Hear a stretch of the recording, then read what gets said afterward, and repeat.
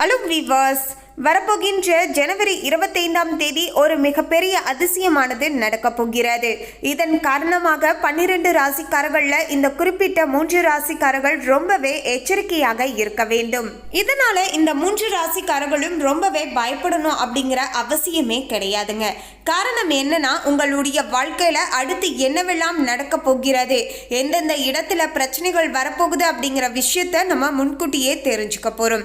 இனி வரப்போகின்ற நாட்கள் அந்த இடங்கள்ல நீங்க கொஞ்சம் பார்த்து பத்திரமாக நடந்து கொள்கின்ற பட்சத்துல உங்களுக்கு ஏற்படக்கூடிய முக்காவாசி பிரச்சனைகளை தவிர்த்து கொள்வதற்கு ரொம்பவே உதவியாக இருக்கும் அப்படின்னு சொல்லலாம். எனவே கவனமாக இருக்க வேண்டிய அந்த 3 ராசியினர்ல உங்களுடைய ராசியும் இருக்கா அப்படிங்கிறத நம்ம தெளிவாக பார்க்கலாம். அதுக்கு முன்னாடி இன்னும் நம்ம சேனலை சப்ஸ்கிரைப் பண்ணலன்னா சப்ஸ்கிரைப் பண்ணிடுங்க. அப்படியே பக்கத்துல இருக்கக்கூடிய பெல் ஐகானையும் பிரஸ் பண்ணிடுங்க. வாங்க வீடியோக்குள்ள போகலாம். 25/1/2026 அன்னைக்கு நிழல் கிரகங்கள், பாம்பு கிரகங்கள் என்று சொல்லக்கூடிய கேதுவுடைய பெயர்ச்சியானது ஏற்பட போகிறது.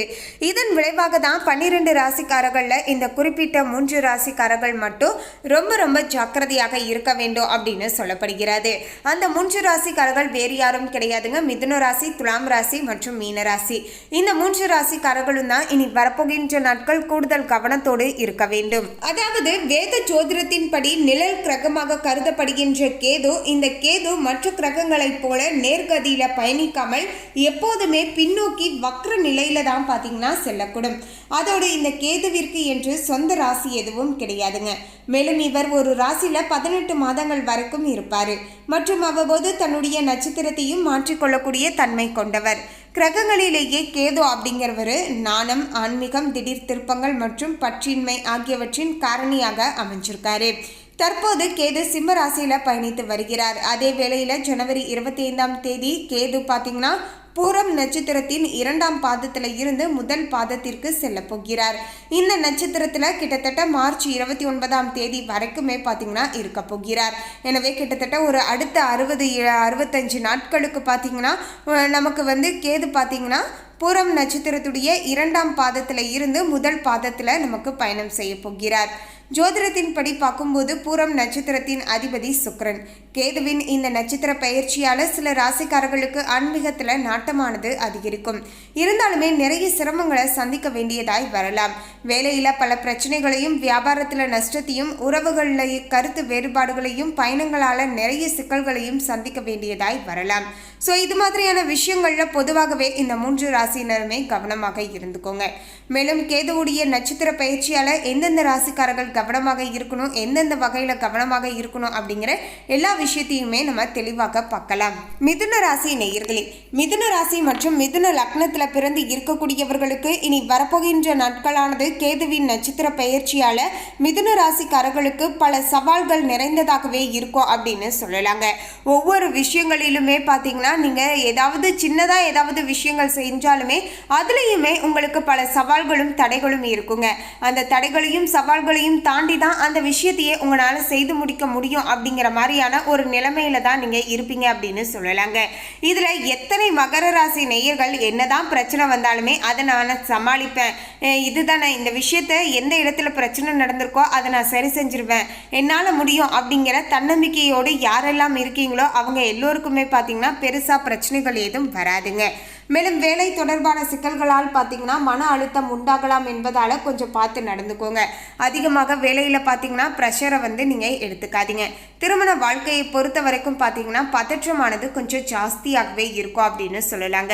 ஸோ இது மாதிரியான பதற்றத்தை தவிர்ப்பதற்கு பார்த்தீங்கன்னா ஒருவருக்கு ஒருவர் மனம் விட்டு பேசுங்க. யார்கிட்டையும் எந்தவித விஷயங்களையும் மறைக்க வேண்டாங்க.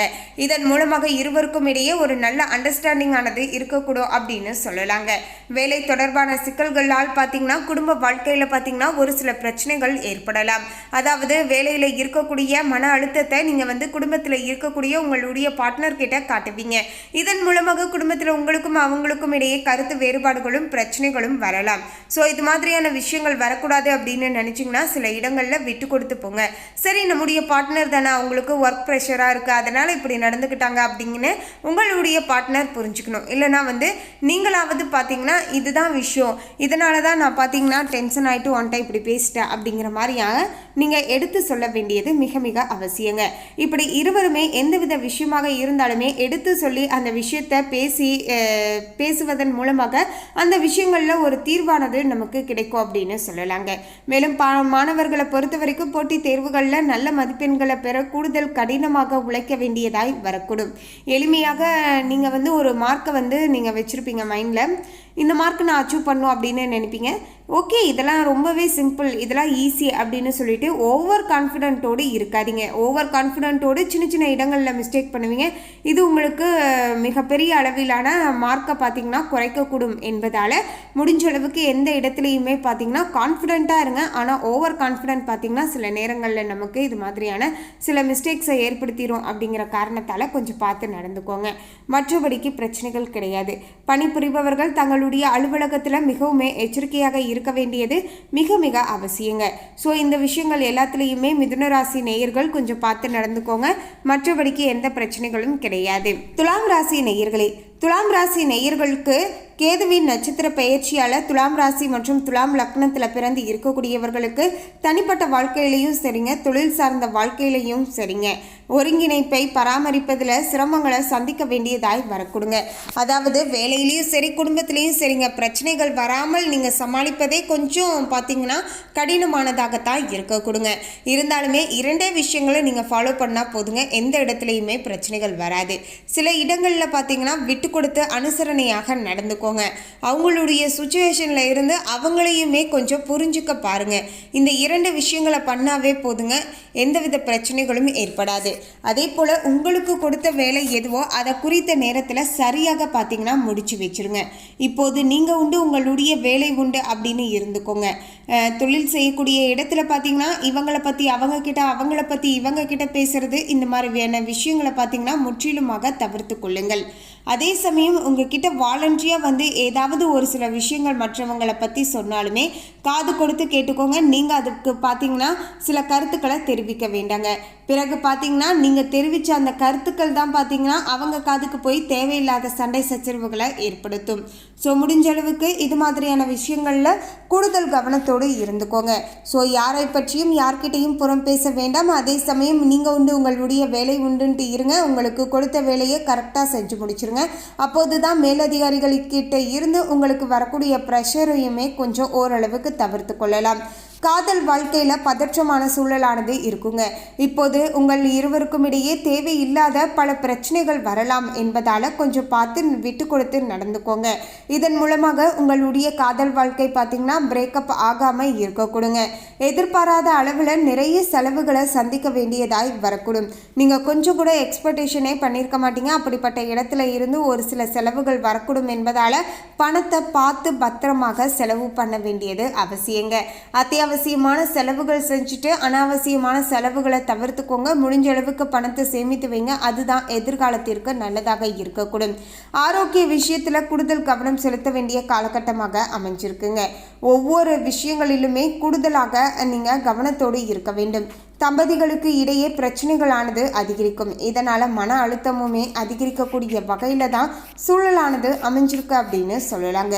ஸோ இது மாதிரியான விஷயங்களில் கொஞ்சம் பார்த்திங்கன்னா துலாம் ராசி நேயர்கள் விழிப்புணர்வுடனும் கொஞ்சம் ஜாக்கிரதையுடனும் இருந்து கொள்ள வேண்டியது மிக மிக அவசியம். மீனராசி நேயர்களே, மீனராசி நேயர்களுக்கு ஆல்ரெடியே 7.5 சனியுடைய ஜென்ம சனி நடந்துட்டுருக்கு. இது ஒரு பக்கம் உங்களுக்கு பிரச்சனைகளை தர, இப்போது இந்த கேதுவுடைய நட்சத்திர பயிற்சியுமே பார்த்தீங்கன்னா மீனராசிக்காரர்களுடைய வாழ்க்கையில் நிறைய பிரச்சனைகளை கொடுக்கக்கூடிய வகையில் அமைஞ்சிருக்குங்க. ஸோ கூடுதல் கவனத்தோடு மீனராசி நேயர்கள் இருக்க வேண்டியது மிக மிக அவசியங்க. வேலை தேடிக்கொண்டு இருந்தால் இன்னுமே சிறிது காலம் காத்திருக்க வேண்டியதாய் வரக்கூடுங்க. இப்போது நீங்கள் எதிர்பார்த்த உங்களுடைய மனசுக்கு பிடித்தமான அந்த வேலை வாய்ப்பானது கிடைப்பதில் நிறைய சிரமங்களானது இருக்குங்க. வேலையை முடிக்க வழக்கத்தை விட அதிகமாக முயற்சியை செய்ய வேண்டியதாய் இருக்கக்கூடுங்க. எந்தவித வேலையாக இருந்தாலுமே பார்த்தீங்கன்னா சற்று கூடுதல் கவனத்தோடு செய்ய வேண்டியது அவசியம்.